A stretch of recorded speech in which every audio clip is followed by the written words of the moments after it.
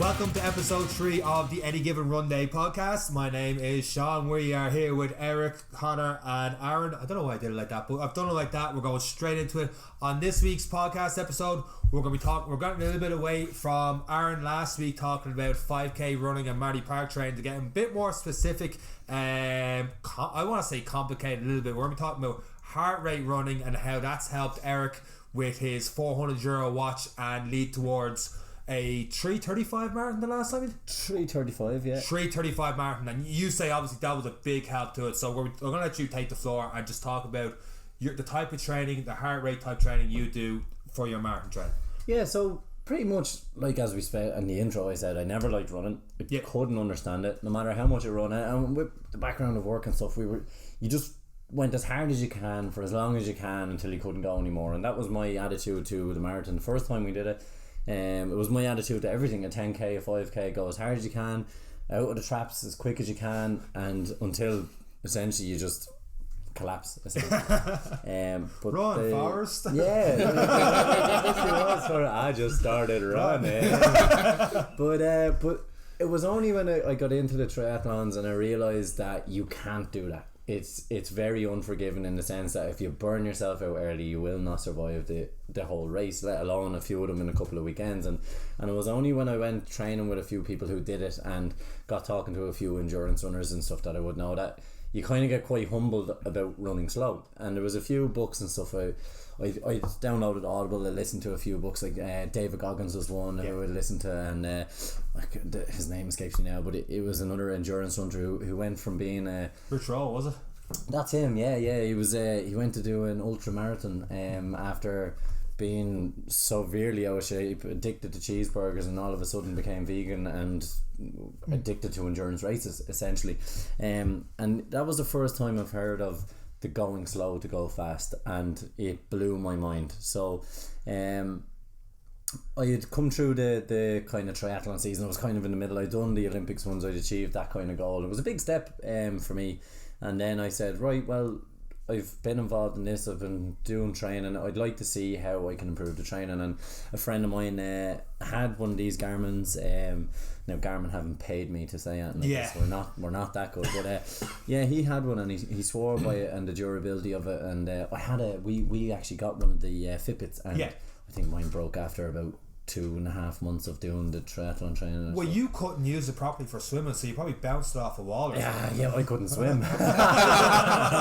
So I just found durable wise I needed something that was going to last the range of stuff I was going to be doing, and as well and because I read a good bit about this heart rate training, I was like, I need something that has the best quality of stuff, buy cheap buy twice kind of attitude. Whereas like, right, it was kind of like I tried myself for 9 months of, am I actually into this? I still kind of don't like running.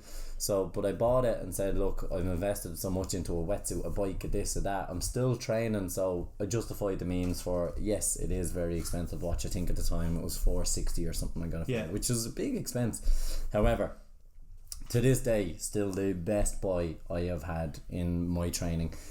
So my first marathon was the one we suffered on. Did not like. Ego took over. We were fit young men, we could do anything, take over the world, and we were humbled big time, and to a point where we probably didn't want to talk to each other for about 2 weeks afterwards. So 5 hours and 3 minutes I believe my time was in the first one. So then this time I swore I'd never do a marathon again unless I trained, and then coming through the triathlons I was still unsure if I wanted to do a marathon because I really did not enjoy that first time at all. And I got the watch. I seen there was programs associated with the heart rate training on Garmin. I said, you know what, maybe I'll give it a go. So I got the watch, and 16 weeks prior to the marathon I was well set up. I had the watch ready and I followed the training plan through Garmin training plans, and it was based on the heart rate training. And the first run we did, it was pretty much you had to maintain your heart rate in zone 2, which is I think from about 115 beats per minute to 136 thereabouts. I don't know the exact, it's roughly, I'm never on that, and I'm usually in the middle somewhere. But for those that have a Fitbit, that's not even in your cardio zone. That's fat burning zone. Yeah, so fat burning zone. Yeah, it's that's right walking. Walking. A little bit more than walking. Yeah, but at times when I was starting it out, and I had done triathlons, remember, and I had just trained as hard as I could. I went swimming, run, I just trained a lot, so I got over the line. But endurance wise I wasn't ready in terms of my heart. I was working very hard to the point that I was in the zone where any longer I'd probably collapse type thing. So I was putting my body under a lot of pressure. So on the first training session, I think it was a 30-minute zone 2 run, and all I had to do was keep my heart rate in zone 2. And I was like, sure, this is going to be easy. Yeah. So I went for a run back where I'm from, and I had to run in order to maintain zone 2. I was running at a 7-minute 10 kilometer pace. And this is coming off the back of 9 triathlons. I was like, this is embarrassing. There was 2 women walking their dogs. They were walking faster than I was running, and I was mortified. I was like, I am never running around my town again if I'm doing this. Yeah. Now, I had read in the books that similarly this guy for about 4 or 5 weeks, Rich Roll, was mortified at how slow he was running, and only I had read and listened to his kind of trouble. I was like, this is stupid. I would have ploughed on. However, 2 weeks passed, same run, 6-minute kilometer pace. Another 2 weeks, same run, 5-minute 30 kilometer pace, and my heart rate wasn't even in the cardio zone. It was still in the fat burning, I'm going for a brisk walk kind of zone. And that's when I started to understand the endurance game. The endurance game is about managing your body, managing the heart. And so for me, going for the marathon then in zone 3, which is what I was supposed to do, I was running at a 4-minute 50 pace for the majority of the marathon, and my heart rate at its average was only about 156 beats per minute. Whereas which is what keeps you going for longer, because you're not burning yourself out essentially. And that was a big change, a big transition, and people go like, how do you do it, or how do you do this? And to be honest, when I tell them I had to run slow to run faster, people are like, yeah, I'm not buying whatever you're selling. But genuinely, it was a weird phenomenon. It was weird to be running that slow and to see how bad my heart was at endurance. Like, it was like struggling to stay below 136 at that 7-minute 10 per kilometer pace. Now that's only once a week where you go that slow. So the other ones, so it changes it up. So we go to intervals. So it'll be an interval of 5-minute interval in zone 4, which I found in the first couple of weeks very easy to get to. That would just be an increase to what I would have called a normal run, and that's a normal run for 5 minutes for 5 minutes, 450 pace, whatever you're doing, and then just stop and then go again. It's a little break. You reduce to a jog. But what I found is I couldn't reduce to a jog to get my heart rate down to the zone 2 again, so I'd have to walk in order to give the heart a chance to come back down to the correct zone. Then when 90 seconds countdown, particularly with the watch, it gives you the timings, it tells you where your heart is, it beeps at you if it goes over or under, and it counts you down for it to go again. But I found a fantastic motivator even on days when you're going, especially with the interval training. There was no one around, it was just me and the watch, but when that watch beeps, you're like, oh shit, you have to go. It's almost like the beep test. So you get the line, it's like beep, damn, I gotta go again. You have to go, and you look down, you're like, oh, there's only 200 meters gone, there's only a minute gone, and I'm suffering. But it's fantastic training. And then there's another one where it's a threshold run that kind of gets you used to what you're going to be doing for the marathon, and so you're running in your zone 3, and they're the little wins. And it was a drastic, like I ran a half marathon distance with one of the guys, and I think my heart rate was 196 for the entire time. 2 hours it took us to run a half marathon.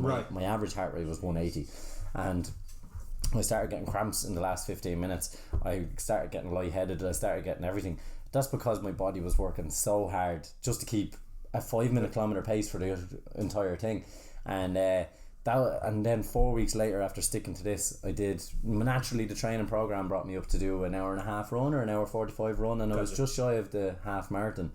My average heart rate was 146 or something like that.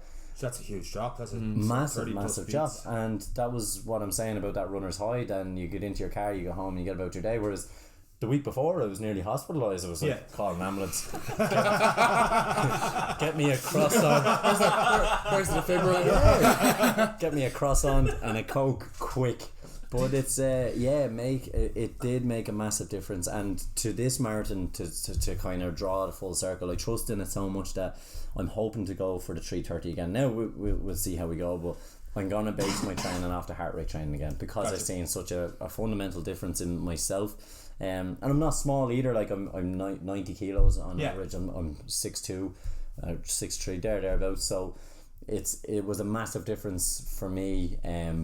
To see that much change in myself so quickly over 4 weeks in a half marathon was bizarre, but it was a mental game. So that's my approach to this one. I'm going to go for the the heart rate training over the next 6 weeks and see, or 16 weeks, and see how it goes. Do you find the heart rate training, because the way you're training your heart, it helps with recovery a lot more as well, or you still get the aches and pains in the muscles afterwards? Yeah, you still get your aches and pains. You definitely, however, because you're built for the endurance, as we spoke about with Aaron's chat, that feeling that you can't move the next day, that slowly dissipates because you haven't pushed the body. Like when I did that half marathon, I couldn't move for 3 or 4 days afterwards. I had to go for a recovery 2 or 3k just to try and get my body back functioning again, because you've pretty much burnt yourself out. You've ran on all cylinders, the engine is blown, and it needs a couple of days to recover. Whereas when you're doing just an endurance run in zone 2 on your long run on a Sunday, you're running for 2.5 hours, but your heart has never gone over 136 beats per minute as a maximum. Right. So you get into your car, you go home, you have a bit of food, and then the next day you're doing a recovery run, and it's not a problem to you. You're just shaking out the kind of the lactic acid, the stretches, but it's not to the same effect as if you're gone sprinting for X amount of time. And when you get to race day, or maybe there's not, but is there a challenge day leading up to that where you kind of go all out to test what a heart is at? So and how do you feel after that then? Yeah, there's a couple of days where it sets you as you follow the programs through the Garmin ones, which are really good, and the people who have wrote these exercises are people who have done marathons, have done ultra races and stuff. But there are points along the way where it's like your long run is no longer a zone 2 run on a Sunday, it's zone 3 marathon pace. Right. And you're doing your zone 3 marathon pace for X amount of time in the run, and that's where you get to understand your body, how it feels at certain points, and if that doesn't matter, and also like that time happens no matter where you are in the run. So for me, it's in the Phoenix Park, so if I'm in zone 3 going up hills, I have to slow that pace to match the hill. So it's not about the distance, it's about managing your body through the different phases of what you're doing. So like the race, if I'm to stay in zone 3, I knew then coming to a hill I'd have to take it back because I was managing the body as opposed to it all. And then you have your half marathon, so you go at your marathon pace for the half marathon and see how you are, and you're still going to progress because that's at the halfway point through the training on the 8 weeks. And then you taper off for the final 2 for the big one. But it's definitely an eye opener, definitely something to be looked into, particularly for people who have that fear of, I can't run as quick as X, I can't go on a group run because they're running at an X pace. Run slow to go fast. And all it takes is time, and you just have to give yourself that extra bit of time to get out there, give your body a chance to adjust. Some will take longer than others, but and I've seen big people, and I don't mean that in disrespect, I'm carrying a lot of weight, have embarrassed me on endurance runs because they've just trained their heart to suit their body. They've trained themselves to manage the endurance, and it's absolutely amazing. And again, I'm no expert on it, but I can only go on the difference I've seen in myself from a person who hates running, absolutely despised it, to now actually satisfied and enjoying the running because I'm seeing the progress week to week, and it's easily tracked on the watch as well. So it's amazing to see the difference. Absolutely amazing. From the outside looking into anyone that's anyway serious about doing triathlons, they kind of need to have that Garmin on the wrist. It just seems like, I mean, we were away on holidays over where we were in Poland, and we saw a guy and he had the IronMan tattoo on his calf, and sure enough on his wrist was a Garmin. And anyone you talk about doing Ironmans or getting more to elite level, they seem to have that Garmin on their wrist. I think once you get to that kind of level, you have to have some kind of a tool which can give you that insight into your performance. It's just about having the information to be able to utilize it and then improve. Otherwise, you're in the dark. Well, I mean, speaking of the information with Garmin, am I right in saying that journal, like you were telling me, it was telling you what your expected pace was for a marathon? Yeah, so it averages out your pace, it tells you what your expected times are and stuff. So that's where, like, again, the management comes in. You see you're on a downhill and you've gone over on the average pace, and you're like, right, I'll try and make up a bit of time here, and because I know what's coming, and that's where the experience of doing the marathons, like you said in one of our episodes, that you've been there before, you know what to expect. So it all helps. And like people who are doing Ironmans, who are doing triathlons, who are doing marathons regularly, they're training on their own. It's not like in the sports where you get instant feedback. You win or you lose, and your performance is graded on how much your man bet lumps out of you on the pit. You get instant feedback, whereas in this you can't see that feedback on when you look at a time. So you cycle a route, but when you break it down then with the Garmin, with right, how much of an elevation would that play into why I was slower, or even when you're doing a swim, it gives you your stroke length like how many strokes you took in a 25 meter period or a 50 meter period, and you can really get down into it. Now I'm amateur, so I'm just looking at it going, I didn't drown. That's good. If you can read, you kind of did all right then. The lifeguard didn't call out. But I only did triathlons because I have a fear of open water. I do not like swimming in the sea. Lakes, it scares me. It does. Pool, absolutely fine. I can see the tiles, but when I get into the open water, and I did it as an FU to myself, I suppose, to get over it. But as I get more into it, and as I get involved now with triathlon clubs, I have the watch. I've used it. I've known my body. I know myself. That's not to say you need to do that before you join. Yeah. In fact, I should have joined to get good at the sport initially, but I'm stubborn and like to do things on my own. But most guys do. Yeah, so it's but definitely I'll hopefully this year see a massive difference with it, and be able to give people better feedback in what it can do. And for these 16 weeks leading up to Madrid, will you be training with swimming and cycling, or do you have time to just go all running, and how does that negatively affect your goal for 3:30, or does it all come in as one? Well, this, like anything, last year I was sole marathon training, and it could, towards the end I kind of got caught up with work and stuff, like people will. Your training can get affected with kids or whatever else is going on in people's eyes, but mine was working towards the end. I kind of suffered a little bit in terms of training, but this time I'm doing it differently, that I am going to go with the triathlon training at the same time. So that will include, so my runs will be runs, and if the triathlon group is going for a run over 10k and I know I have to do a little bit extra, I'll do a little bit extra. I'm going to add on aiming for the 3:30. However, what people don't realise, and again with the heart rate training, if it tells me that I have to do a 30-minute run and I end up doing a 60-minute cycle, a cycle is a fantastic way. It's very hard to come out of zone 2 on a cycle, on a leisurely cycle, and you can go further and longer. It's less impact on the knees and stuff. I'm training the heart, I'm not necessarily training the legs. I have the mileage there, so by doing the cycles and stuff, my heart is still getting the endurance training, less impact on the legs. So I'm going to continue with the triathlon. I'm still going to do my long runs on a Sunday, don't get me wrong. I think it is important to taste those miles in the legs, to get the feet used to it, the blisters, the toenails, the whole lot. But it's I think with the cycling, the swimming and stuff, you're building up your lung capacity. There's so much scope to it there, and the aim for me eventually is to do an Ironman. So I'm going to continue on with this training and then see how we go with the marathon. But I will still be following the Garmin training plan for the marathon as closely as possible, with the variants to suit whatever triathlon training is going on at the same time. Deadly. So I mean, I wasn't too sure because I'm not much of a cyclist, and I sure as hell can't swim, so I didn't know how much, if there was a limitation to how much the swimming you think would help people, because your heart rate training, it seems to fit perfectly into absolutely. Stuff. Now, don't get me wrong, there's cyclists out there that be saying, what kind of cycling are you doing if you're not getting but not good uphill anyway. But you have some people that are specific in their discipline. It's like they have to only just do running, and which is pretty much not the four of us. Maybe it's you, Aaron, if you just do your discipline, could we just do the runs over the next leading up to Madrid? But with Eric, it's like that the heart rate and different training and stuff is going to work. And our next episode, we're going to find out how being a halfback doing hurling and being a barbarian swinging sticks is going to help you do a marathon. Because I can't swim, but I'd rather drown in the pool than play that sport, to be totally honest with you. But that is the beauty of it, as in, like, people like Aaron who haven't ran 2 years ago, and like myself, it's like people who run marathons are idiots. I think people who play hurling are idiots. Big time.